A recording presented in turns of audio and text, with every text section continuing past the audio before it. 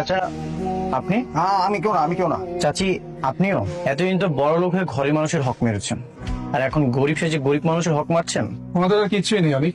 মেঘলা তাদের সব সম্পত্তি নিয়ে তাদেরকে রাস্তার ফকির বানিয়ে দিয়েছে। হ্যাঁ বাবা, তোমার প্রথম বউ মেঘলা আমাদের সবকিছু কায়রা নিয়েছে। কায়রা নিয়ে রাস্তায় আমাদের এমন ভাবে নামাইছে, বাধ্য হয়ে ওনাদের সাথে খাবার খাইতে বসছে।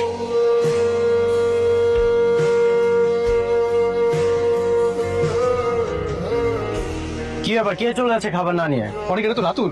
রাতুল কোথায় বলাছিস? ভিক্ষা করতে এসে ভিক্ষা না নিয়ে চলে যাচ্ছিস? আমি তোর এখানে ভিক্ষা করতে আসি নাই।